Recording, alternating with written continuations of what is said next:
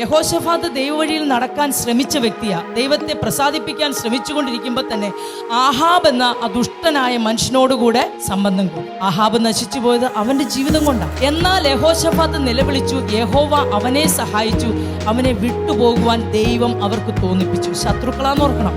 നമ്മുടെ സ്വർഗീയ പിതാവിന്റെ എത്ര വലിയ ആ സ്നേഹം നമുക്കവിടെ കാണാൻ കഴിയും. നമ്മൾ കാണിച്ചിട്ടുള്ള ആ വഴികളെ നനച്ചാൽ നമ്മളെ എത്ര സ്നേഹത്തോടെയാ ഇന്നും ഒരമ്മ തൻ്റെ കുഞ്ഞിനെ മുഴങ്കാലിലിരുത്തി ലാളിക്കുന്നത് പോലെ ലാളിച്ച് സന്തോഷിപ്പിച്ച് ദൈവസന്നിധിയിൽ നമ്മളെ കൂട്ടിച്ചേർത്തോണ്ടിരിക്കുക.